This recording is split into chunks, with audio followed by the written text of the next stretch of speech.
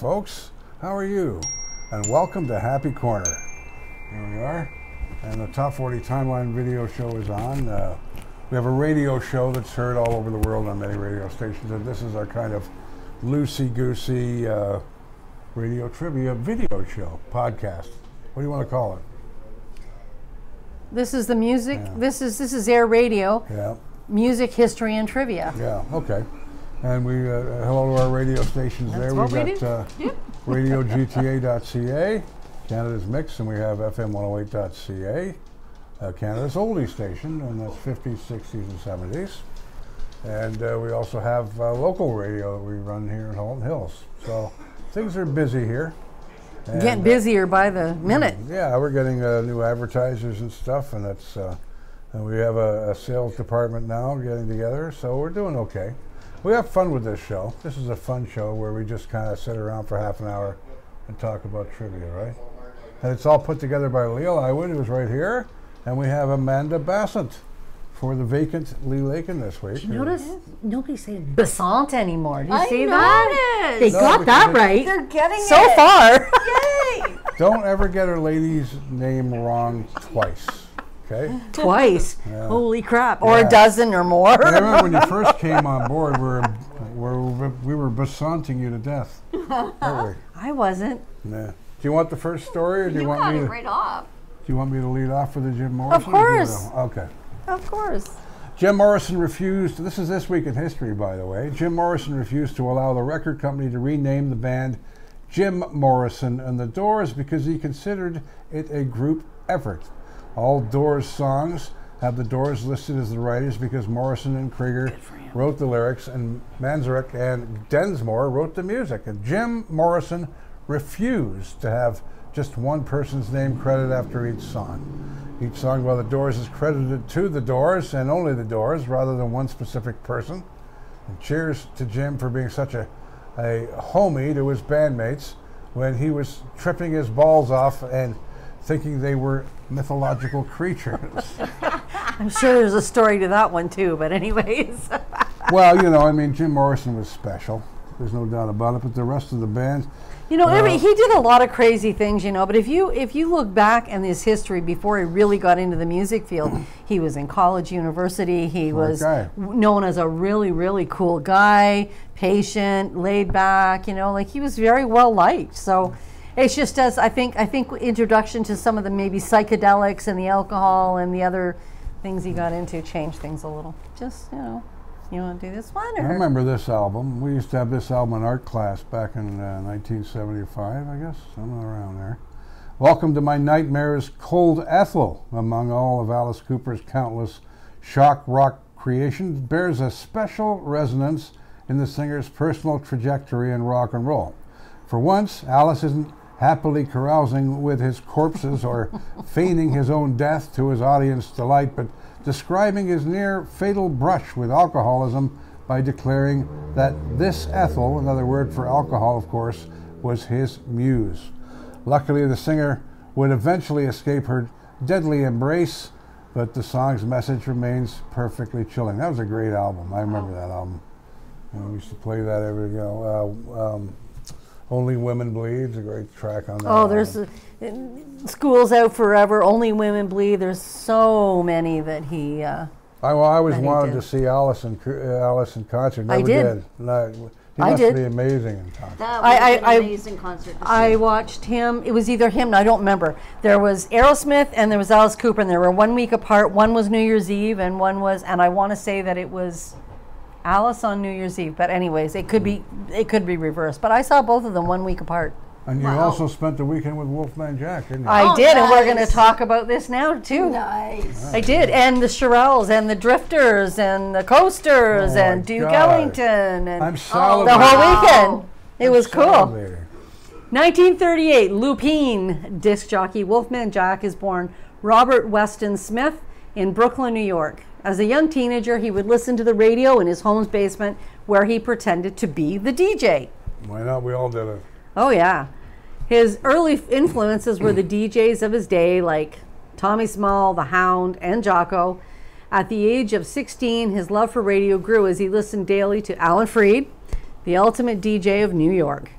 1 week for several days, hoping to meet Freed, Smith positioned himself near the outside stage door of the Paramount Theater, where Freed did major rock and roll shows. While hanging around outside the theater, Smith was noticed and received a big break. He not only met Alan Freed, but he also got a job as a gopher at the Paramount, just kind of like you with the BBC. That's right. It's where it all starts, right? The root of it. That's right. Later, Smith attended the National Academy of Broadcasting in Washington, D.C. While going to classes at night, by day he supported himself as a door-to-door salesman. He would have been good at that. Yeah. Although Smith was a high school dropout, he graduated from broadcasting school at the head of his class with an A average. In 1963, it was in Shreveport that Bob Smith created the Wolfman Jack character and had the idea to get the new Wolfman Jack show on the powerful Mexican radio station XERF, a massive 250,000 watt station with a signal that covered all of North America. Wow. Well, your basic 50,000 watt radio stations now. Yeah, can you imagine? 250,000. Jumping. In 1970, without warning, the Mexican government took both XERF and XERB back, and suddenly Wolfman Jack was off the air, without a job or any regular income. This was financially devastating to him, as he had recently bought an office building where he had built a new studio. In 1972, his luck began to change when he was hired to be the announcer, interview, and co-host of NBC TV's late-night music series, The Midnight Special. Boy, I remember that. That was an awesome show. Oh, yeah, that made him. That's one of the things that made him. Oh, yeah. He left that one and formed his own distribution company and was the first radio DJ to nationally distribute his show. His distribution company, Audio Stimulation, distributed the Wolfman Jack radio show to over 2,000 stations in 53 countries. Wolfman also made more than 87 television and film appearances. On July 1st, 1995, unfortunately, Wolfman Jack died of a heart attack at his home in Belvidere, North Carolina. That day he finished broadcasting. That would be his last Wolfman Jack radio show from the Hard Rock Cafe in Washington, D.C. And you know what really what was, pardon me, what was his big break was American Graffiti. The movie, oh yes, that labeled him as amazing. Do you want a popsicle, man? Have a popsicle. Yeah. I got pops. I got hundreds of them. And I haven't seen that in a a long time, but yeah. Great movie. Oh, it was. But it's an awesome movie. Yeah. Just a movie you have to watch once a year. I watched it a couple of months ago, just to watch it and enjoy the music and enjoy the characters. But you know, it's funny when you spend time with him. And I was young. I was like 13. I want to say 12, 13 years old. I mean, I was a kid. And I'll tell you, his personality, so grounded and just so... Oh yeah, he's a mellow guy. You know, but again, when you're a kid though, when you meet Bob these Smith, people... that's his name, right? But when you meet people that you know you've seen on movies, you've heard all about the Midnight Special and all this stuff's going on, right? Or actually, I don't think the Midnight Special was there yet. Yeah. But nonetheless, we knew him. I knew him from radio. So you expect more. Do you want to do that story on the animals? Mandy. Yeah, Mandy, go ahead. Mandy's got it. Okay, 1965, the Animals are forced to cancel a show at New York City's famous Apollo Theater after U.S. immigration officials forced the group to leave the country because of the immigration admissions policy that changed later that year. Boy, the Animals. I love the Animals. Eric Burden. Oh, yeah. You know, they did House of the Rising Sun in one take. Yes. They had no choice. Yeah, they had to get out of the studio, I think, was it not? They had to get out. Yeah. And I heard a rumor, I had a rumor that they pushed the piano along London streets, took their own instruments with them. I don't know if that's doubt true it. or not, I wouldn't doubt it. You want to do that one studio on time, it's studio time. That's right. You can do that one on 1966 too there. In 1966, the First Trips Festival, a 3-day event, begins at the Longshoresman Hall in San Francisco. It's a landmark event in the evolution of psychedelic music. Produced by Ken Casey, Raymond Sender, and Stuart Brand, the event is largely recognized as the first to bring together what would be called the hippie movement.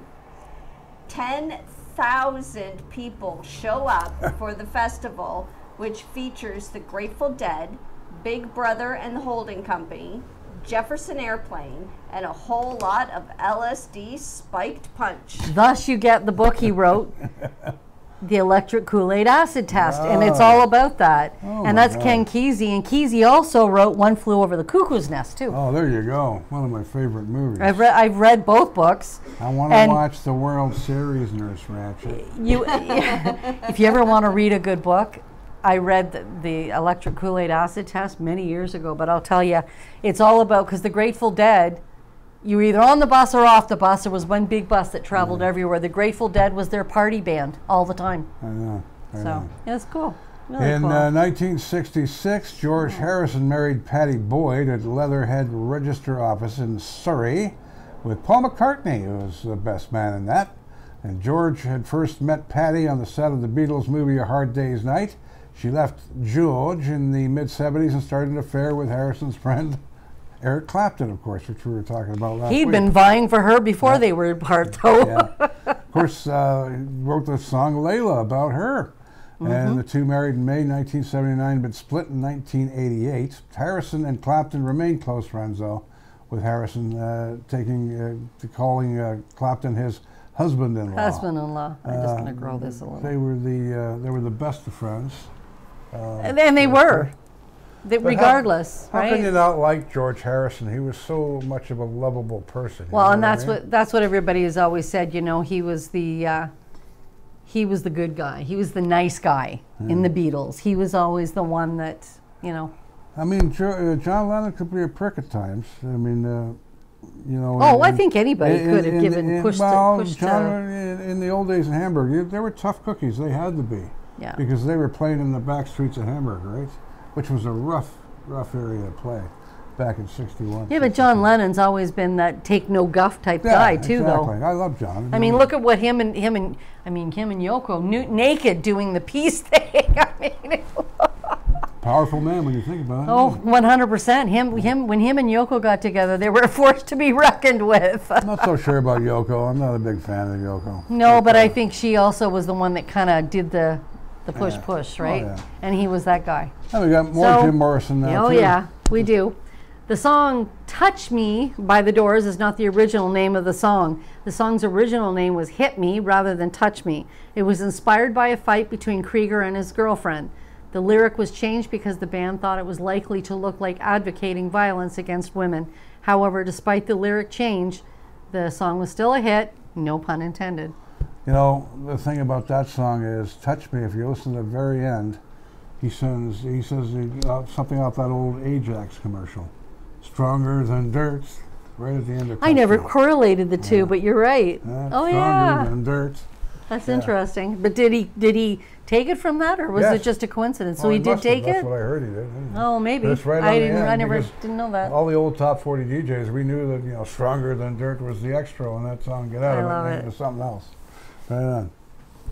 Okay, Montreal, because a coward won't die alone. That's a lyric. This song was written about the 1989 Montreal massacre at École Polytechnique, a dark and a disturbing moment in Canadian history when an armed male killed 14 women and injured 13 more before turning the gun on himself. Intended for He Rode Apple's album, he wouldn't be the only time Downing. Tragically hip. That's okay. Look to the bleak headlines of the days for his music, perhaps too bleak because the song remains officially unreleased. However, the band performed the song in Montreal on December 7th, 2000, the 11th anniversary of the massacre. Gordy was always in there. Well, he was a poet, right? Yeah. And that's what he did. When it came to Canadian history of all of the stuff, he got it out there. Unfortunately, it wasn't always good events, but to be remembered, though. That's what he did. He did it intentionally in order for us to... Sure do miss him. Boy, he was the heart and soul of that Don't band, even go. You know how many concerts I've been to for the HIP? Including the last one in Toronto before he finished off in Kingston. In 1910, Django Reinhardt, jazz guitarist. He badly burned his third and fourth fingers of his left hand this week in history in a house fire, age of 18. Doctors suggested that he play the guitar to keep his fingers flexible, giving him his two-finger guitar style. And his work with Stepani Grappelli and Duke Ellington. And Reinhardt died of a stroke on the 15th of May, 1953. One of the great birthdays in music history. You want me to do this one? Yeah, go ahead.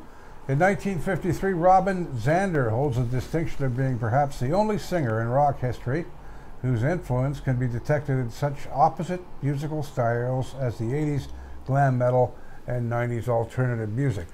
Born on January the 23rd, 1953 in Beloit, Wisconsin, but raised in Loves Park, Illinois, Zander discovered his fondness for music via his father's jazz band, as well as his older sister's record collection. It's amazing how older sisters have such an influence on their younger brother. That's me and our family. And that's me. Same thing, exactly. My sister Avril, the Seekers, comes to mind. Zander turned his back on rock for a spell. He played in a folk band with a piano player, Zander Kent, which held down a residency for 3 summers at the Wisconsin Dells Piccadilly Pub. Sounds like an interesting place. Between breaks, however, Zander would play in groups that featured drummer Bun E. Carlos. But it wasn't until a stint during the early 70s where Zander hitchhiked across Europe that he was approached by Carlos and his bandmates to join their group full-time, who happened to just be in France on the night that Zander was playing a solo show at the pub. Zander was still under contract with Wisconsin Dells. However, he had to decline the offer, and by September of 1974, Zander had moved back to the U.S., and his contract with the Dells had finally expired, resulting in a second invite to join Carlos' band, Cheap Trick, which he also included guitarist Rick Nielsen and bassist Tom Pedersen. This time, Zander said, okay, I'll join you guys. And there you go. There's a history of Cheap Trick right there in 2 minutes. Yeah, I have fun with those because they're usually about this long, and I have to go through and kind of just pick out. Because I know we don't need to know about his kids and his family and his sex life. Oh, they talk about his sex life. So I break it together. You should have left that in there. No, it's not necessary. You should have underlined that for me. No, I don't know if it was for this one, but for all these ones I'm doing born today, there's a lot more to everything. But I mean, we'd be reading one person for the whole show.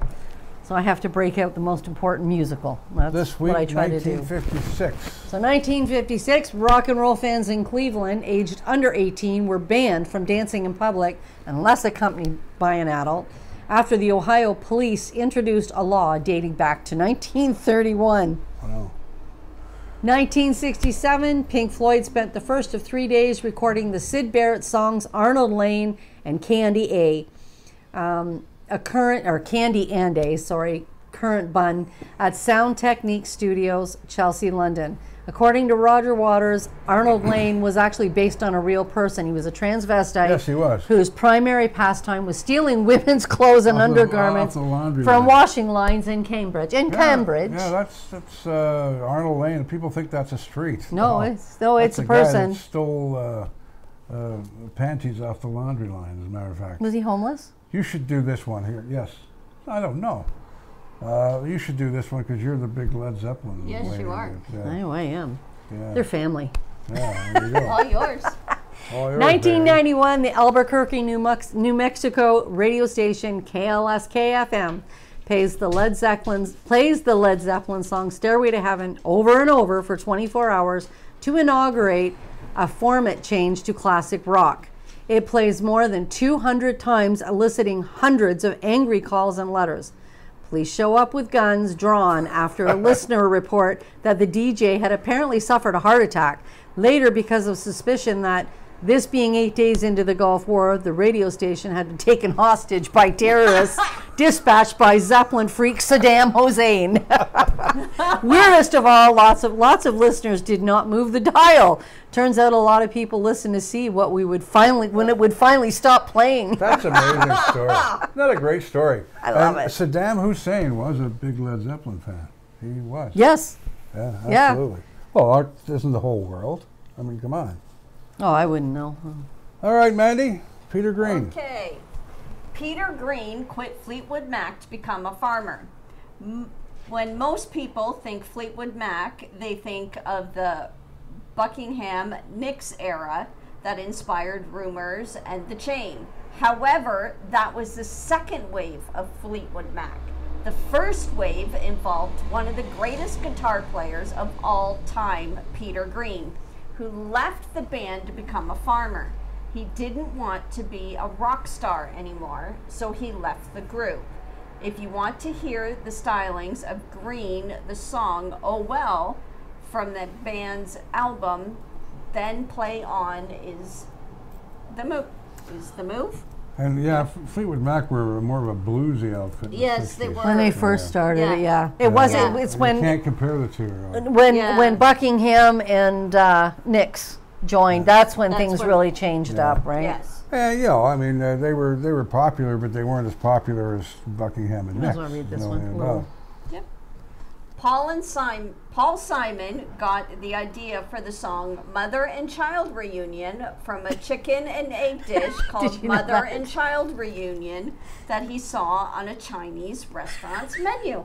Isn't that amazing? I didn't know that either when I saw it, though. I got to put that out. I got to see a Big Daddy. I want to know if he knows that. Well, you know, I mean. Did you know that? No, I had no idea. I didn't think so. I didn't either. All right, born this week in history, one of my favorites. My father's favorite. 1941, love Neil. This week in history. Neil Diamond was born in Brooklyn, New York. He was raised by Jewish parents of Polish and Russian descent. He was given a $9 guitar as a birthday present at the age of 16, where he wrote his first song, Hear the Bells. Then he went to Brooklyn's Erasmus Hall High School and sang in the chorus with classmate Barbra Streisand. And from there, it was on to New York University, where he attended on a fencing scholarship, studied medicine, but dropped out for a $50 a week contract writing the songs for Sunbeam Music, working for a while in the legendary Brill Building, as a matter of fact. But then renting a small room before the Birdland Jazz Band or club, where he began turning out the kinds of songs that would take him on the world stage. The Monkees performed his I'm a Believer. A lot of people don't know that Neil Diamond wrote that song. I do. On their short-lived but massively popular television show. I don't agree with that. I think it was an amazingly popular television show. Come on, it was one of the iconic 60s, the Monkees, you know. I followed it every day after school. Oh, exactly. Transitioning from rock and roll in the 70s and 80s to a more mature creative style turned out to be a good move, and he was also known as the Jewish Elvis Presley. I've never heard that one before. In fact, in many synagogues across the country, Elvis was considered a bogus Neil Diamond. Diamond had been a vital creator in American pop music throughout a half century, and it saw amazing and complex changes in the nation's popular culture. All my songs are based on melody. Diamond himself explains this phenomenon, and he says, when you hear Sweet Caroline, you can't help but sing along to it. My father, it reminds me so much of being out. My dad, we had a cabin cruiser, and we'd be on the water probably at least 8 months of the year. Didn't mean matter. We had snow coats on, and what went the 8 tracks? Beach Boys, Neil Diamond, until the day my father passed away. Even the CDs, Neil Diamond. I used to buy him all of them. Yeah, he loved them. 1994, Neil Young released Sleeps with Angels, the title of which is inspired by the death of Kurt Cobain. Young's 20th studio album. Nirvana frontman Kurt Cobain's 1994 suicide left him scarred. Cobain quoted one of Young's lyrics in his suicide note. When he died and left that note, it struck a deep chord inside of me, Young says. You can say it. I don't like to, but I will. I'll say it. Can I say it? Okay, go ahead. It fucked with me. There you go. There you go. Cobain included the lyric, "It's better to burn out than fade into black," from Young's 1979 song, "Hey, Hey, My, Into the Black," in the note. My favorite album is of Neil Young. Yeah, it is a really good album. It's probably one of his top sellers. Yeah. I coincidentally had been trying to reach him, Young adds. Looking back on the time that he tried to help, Young mentioned how hard it must have been for Cobain to go through the media circus telling time. He was forced to do tours when he really didn't want to, and he was forced to do all kinds of stuff. I was trying to get a hold of him because I had heard some of the things he was doing to himself. Young even had a whole speech prepared to tell him after or over the phone, only for Cobain to keep falling further through the cracks. Recalling in the Pearl Jam documentary 20, I was going to say, listen, you don't have to do anything anyone fucking tells you to do. Exactly. Just cancel the gigs. I had a whole thing I was going to tell him, but I never got the chance. I didn't know they were friends. I didn't know they knew each other. And Cobain's family, I believe, if I remember correctly, his father, grandfather were all suicidal. It ran in the family. And so it was a lot of pressure for him. That guy there went from a nobody to king of the world. Yeah, he blew up. And that was it, right? And the whole grunge scene is well, and he wasn't mentally that person to be great that artist, big. Though. What a great band right? Nirvana was, or Nirvana. Or whatever. Oh God, yeah, I love their stuff. What about the? Let's Mandy have this one. Oh, it is. Oh yeah. I know you'll love this one, Mandy. The song "Summer of '69" by Bryan Adams is probably one of the most famous songs that everyone has heard multiple times and danced and grooved to it. Practically anyone may think that this soundtrack is an ode to 60s lore just because Bryan Adams bought his real first 6-string at the Five and Dime. However, the secret here is that this song is not really an ode to Americana. This song is about the first summer wherein the singer Bryan Adams performed a sexual act of 69. Puts a whole new spin on it, doesn't it? Oh, wow. Summer of 69! Want to do this one? Oh, you can. Well, Paul McCartney got the much-needed chance to blow off some steam this week in history. Doesn't say what year.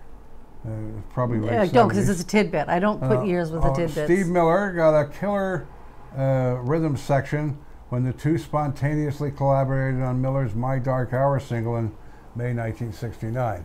As McCartney later remembered, the rest of the Beatles left him alone in the studio following a nasty argument. Steve Miller happened to be around. "Hi, how you doing? Is the studio free?" I said. "Well, it looks like it is now, mate," he said. "Mind if I use it?" So I ended up drumming and reportedly playing bass on a track on his album that night. And I had to do something, thrash something, to get it out of my system. So he's actually on a Steve Miller track, playing the drums. Yeah.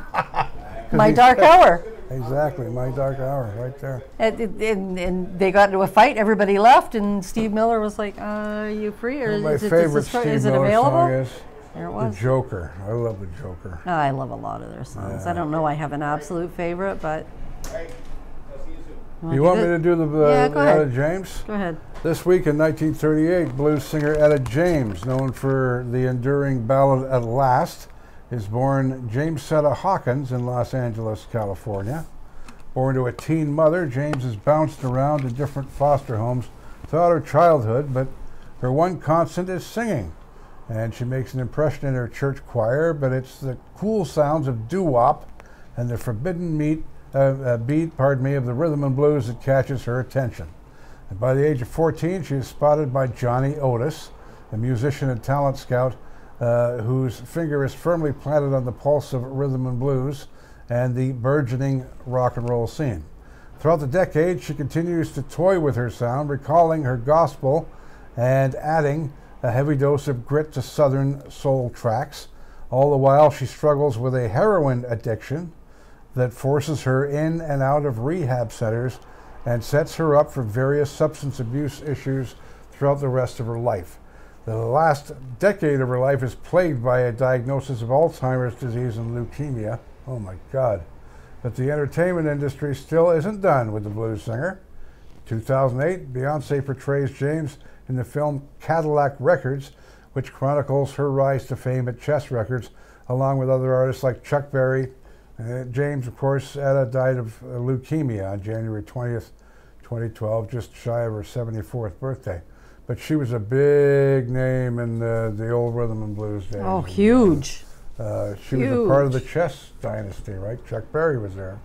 I mean, you talk Chess records, that's, you know, the origins of rock and roll. I was just going to say that was the beginnings, humble beginnings of all of that. Whose birthday is it So this week? 1981, Alicia Keys is born. Alicia Ogello, cook in Hell's Kitchen, Manhattan, New York.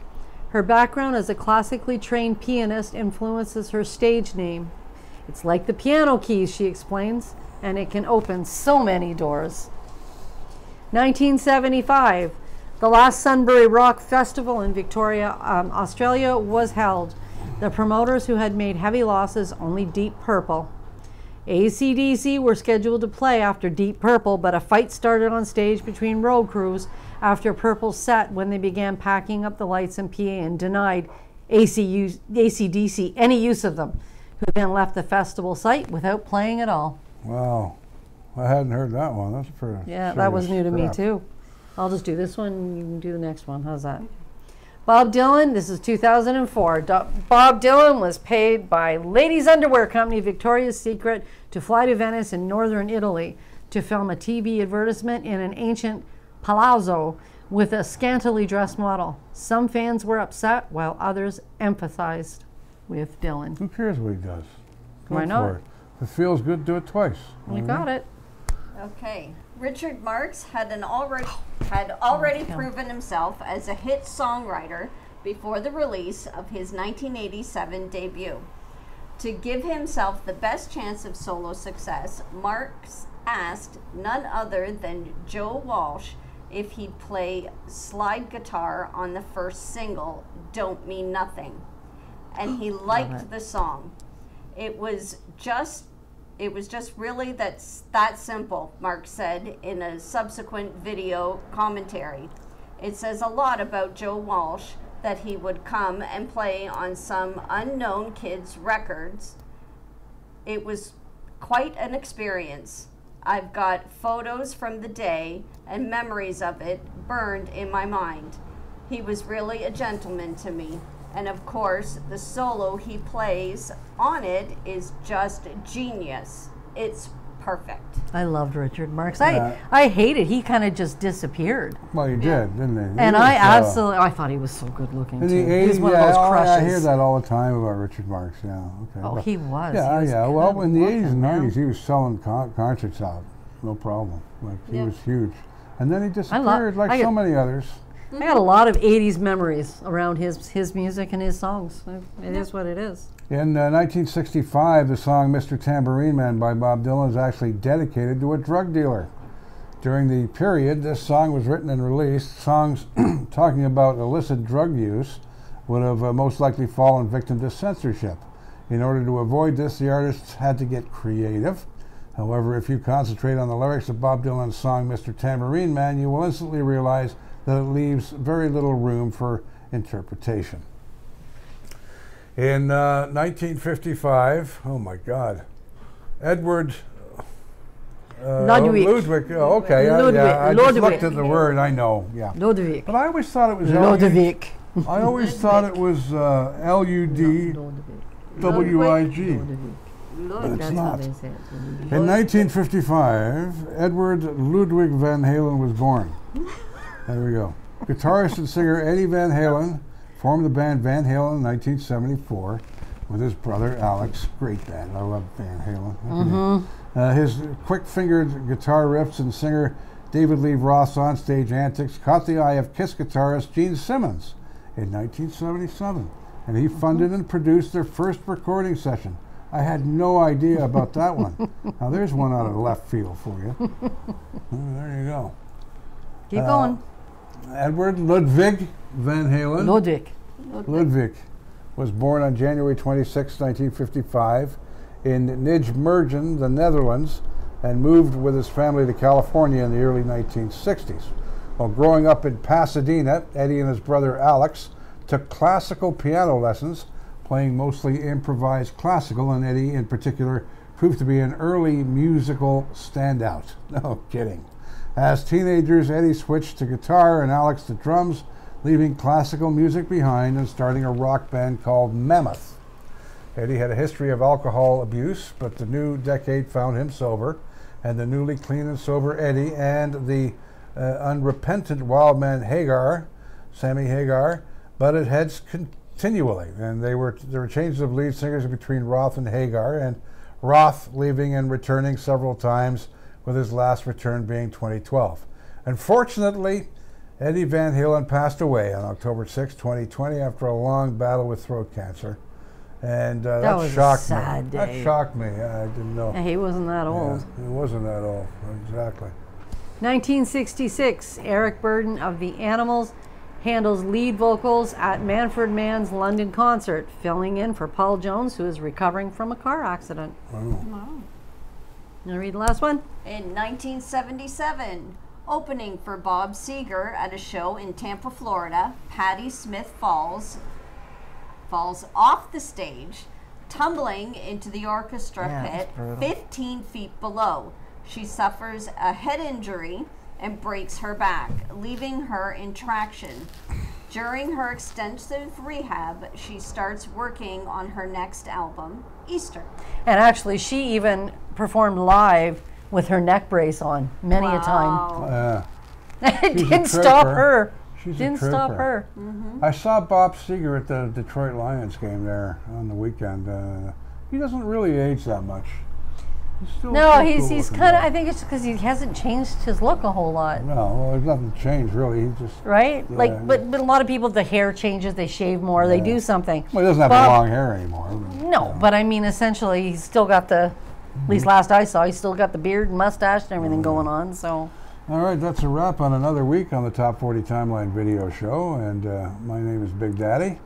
And check out the Top 40 Timeline radio show where we have Bud the Spud on a Stick, who used to date Leah, as a matter of fact. And Peter the piano player with a polyester tie. And we're heard all over the world on many radio stations, but definitely on our radio stations. The show can be heard Saturday night at 6 Eastern on FM 108 and at midnight Saturday night on Radio GTA. It's also heard 4 o'clock every afternoon on Hall & Hills Online, plus radio stations around the world. Hello to Kenny Tosh, and who do you want to say hello to anybody else out there? Mark Panopoulos, anybody? Mike Devine over Mike at Devine, Party Rick Dog. Sargent. Rick, thank you very much. Austin. Doing? You said Austin? Did you say no, Austin, Douglas? I didn't say Austin. Austin ran into a deer. With his Poor car. guy. Oh my goodness. I would hate that. That would be mortifying. Yeah. And not because I mean, yeah, because the injury it can do to the car, but just the fact that I hit an animal like that, I would just be, I know shoot me. So thanks for joining us. I'm not good with that. We don't want to say that's quotable at the end of the show? Or? How about uniting community worldwide? How about that? Why don't you say that? Go ahead and say it. I think I just did. That's right, you did. All right. We're out of here. Everybody, Mandy, Leah, say assume the position. Assume the position. You know, that's that before we completely finish, you know, that really it's kind of funky. Assume the position. Like Exactly. every time you say that, I think we really need to change that. You just got a dirty mind. That's 2 women and a guy assume the position. You know, sorry. I just, you know. Well, that's what I do to initiate listeners in the Big Daddy fan club. I give them wedgies. I give guys. Have a great weekend and week, guys. We'll see you next week. Assume the position. Also, the wet towel too. Remember your big brother at the Assuming at the positions and wet towels. Oh my God! It's not ending, people. Help! Can you help us out? Goodbye, everyone. Assume the position.